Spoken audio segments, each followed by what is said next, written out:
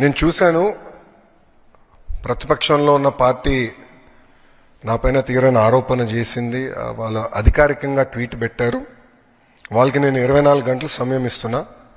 2,000 రూపాయలు నా బ్యాంక్ అకౌంట్కి వచ్చింది, నా జోబులోకి వచ్చిందని వాళ్ళు అంటున్నారు కనుక నిరూపించండి, లేదంటే ఆ స్టేట్మెంట్ విత్డ్రా చేయండి.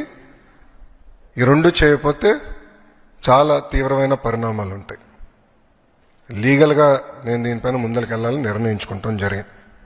ఎందుకంటే ప్రజలు కూడా ఒకటి గుర్తుపెట్టుకోవాలి, వైకాపా పార్టీ అనేది ఒక అబద్ధాన్ని 100 సార్లు చెప్పి నిజం చేసేదానికి ప్రయత్నించే పార్టీ. 2019 ఎన్నికల్లో కరెక్ట్గా వాళ్ళ సొంత బాబాయిని వాళ్ళే చంపేసి ఏకంగా నింద మా నాయకుడు చంద్రబాబు నాయుడు గారి పైన ఆనాడు వేశారు. మేము ఆనాడు సమర్థవంతంగా తిప్పికొట్టలేకపోయాం కనుకనే ప్రజలు నమ్మారు. కానీ ఇప్పుడు చూడండి, చెల్లెలు చెప్తున్నారు ఏం జరిగిందో. సో అలా అబద్ధాలు చెప్పి ప్రజలు నమ్మించడానికి ప్రయత్నిస్తున్నారు. ఈ 2,000 రూపాయలు నేను ఆ ట్వీట్ని నేను చదివాను. ఆ 2,000 రూపాయలు నా జోబుకి వచ్చిందన్నారు. వాళ్ళు నిరూపించాలి, లేదంటే ఆ స్టేట్మెంట్ వెనక్కి తీసుకోవాలి, లేదంటే to the fullest extent of the law I will take action against them.